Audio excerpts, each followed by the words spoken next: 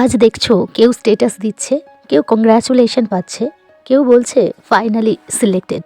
তোমার ভিতর আগুন জ্বলছে, তাই না? শুনে রাখো, ওদের সফলতা তোমার ব্যর্থতা নয়। ওদের সময় এসেছে, তোমার সময় আসেনি। এই যা। নমস্কার everyone, welcome and welcome back to my channel success lover. সূর্য একসাথে সবার মাথার উপর ওঠে না। আর একটা কথা, আজ যারা হাসছে কাল সবাই টিকে থাকবে না। আর আজ যারা চুপ করে দাঁড়িয়ে আছে তাদের মধ্যেও কেউ কেউ ইতিহাস লেখার ক্ষমতা রাখে। তুমি হতাশ, ভেঙে পড়েছ? ভালো, হ্যাঁ ভালো, কারণ হতাশ বলে তুমি এখনো কিছু করতে চাও। কষ্ট আছে বলেই তুমি এখনো হার মানতে চাও না। যার স্বপ্ন আছে সে কখনোই ভাঙে না। কিন্তু শর্ত একটাই, এই ডিপ্রেশনে ডুবে থাকলে চলবে না, এটাকে জ্বালানি বানাতে হবে। আজ যদি কাঁদো কাঁদো, কিন্তু কাল সকালে উঠে নিজেকে জিজ্ঞেস করো, আমি কি এখানেই শেষ? যদি উত্তর আসে না, তাহলে উঠে দাঁড়াও, ঘুরে দাঁড়াও। তোমাকে কেউ উদ্ধার করতে আসবে না। এই লাইনটা শক্ত কিন্তু সত্য। তোমাকে বাঁচাতে কেউ আসবে না, না সরকার, না বোর্ড, না কমিশন, না কোচিং সেন্টার, নো ওয়ান। তোমাকে বাঁচাতে পারবে শুধু তুমি নিজে। যেদিন তুমি এটা বুঝবে, সেদিনই ভিকটিম থেকে তুমি ওয়ারিয়ার হবে। তাহলে এখন কি করবে? পালাবে না আঘাত করবে? দুইটা রাস্তা আছে। একটা হলো হাল ছেড়ে দেওয়া, আমার দ্বারা আর কিছু হবে না, এই সহজ অজুহাত বেছে নিয়ে ফোন স্ক্রল করা, অন্যের সাফল্যে ঈর্ষা করা, নিজের উপর রাগ করা, আমার কপাল খারাপ, এই সমস্ত সহজ রাস্তাগুলো বেছে নেওয়া। আর একটা রাস্তা হলো নিজেকে আগুনে রূপান্তর করা। নতুন লক্ষ্য, নতুন প্ল্যান, আগের চেয়ে কঠিন পরিশ্রম, নিঃশব্দ প্রস্তুতি। এই কঠিন রাস্তা কিন্তু তোমাকে মুক্তির দিকে নিয়ে যাবে। এসএলএসটি শেষ নয়, এটা শুধু একটা দরজা। আজ তোমার যে রাগটা হচ্ছে, সেই রাগটাকে নষ্ট করো না, ইউজ করো।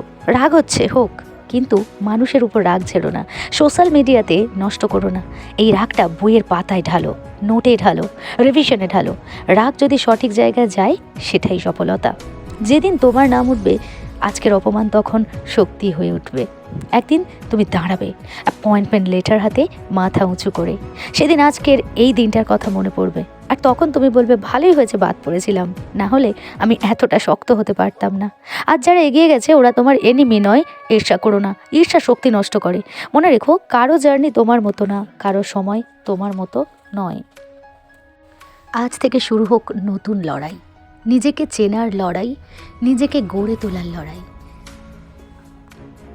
সিস্টেমের ব্যর্থতা কখনোই তোমাকে ডিফাইন করতে পারে না। সিস্টেমটাই আসলে এখানে নানানভাবে বিপর্যস্ত হয়ে আছে। আমরা কেউ জানি না আগামী দিনে কি ঘটতে চলেছে। এসএলএসটি যেভাবে আইনি জটের মধ্যে রয়েছে, ভবিষ্যতে কি নির্দেশ আসবে কেউ জানে না। সুতরাং যা রেজাল্ট হয়েছে তাই নিয়ে মন খারাপ করো না। যদি তুমি ইন্টারভিউতে ডাক পেয়ে যাও, তাহলে তার জন্য প্রস্তুতি নাও। আর যদি তুমি না ডাক পাও, তার জন্য হতাশ হয়ে ভেঙে পড়ো না।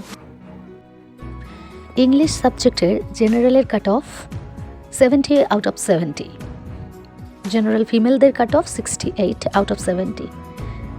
তাহলে একটা জেনারেল, সে এমনই অভিশপ্ত, জেনারেল ঘরে জন্মানোটা এমনই একটা পাপ, অভিশাপ, যে তাকে ফুল মার্কস পেতেই হবে।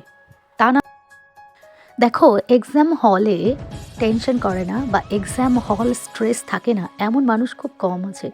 হয়তো তুমি অনেক বেশি জ্ঞানী বা অনেক তোমার নলেজ আছে, সাবজেক্টের বিষয়ে অনেকটা দক্ষতা আছে, কিন্তু তা সত্ত্বেও পরে বাড়িতে এসে তুমি দেখলে এমন কিছু সিলি মিস্টেক, এমন কিছু ব্লান্ডার তুমি করেছো, যেটা ভেবে তোমার হতাশ লাগছে যে আমি কিভাবে এমন ব্লান্ডার করলাম, এত সিলি মিস্টেক কিভাবে আমি করলাম, কিভাবে কোয়েশ্চেনের আমি যখন সলভ করছিলাম যে অপশানে টিক দিয়েছি, ওয়েমার ফিল করার সময় রং জায়গায় আমি কিভাবে ওয়েমারটাকে ফিল করলাম, কিভাবে এই সমস্ত সিলি মিস্টেকগুলো আমার মধ্যে থেকে 1 2 3 4টে এইরকম মার্কসগুলোকে আমার কাছ থেকে কেড়ে নিয়ে গেছে। কিন্তু দেখো, এটা শুধু তোমার না, এটা সবার হয়। যারা অনেক স্কিলড, এক্সপেরিয়েন্সড, তাদের সাথেও হয়েছে। নিজেকে দোষ দিও না, নিজেকে ছোট ভাবা বন্ধ করো। পুরো সিস্টেমটাই গলত এখানে।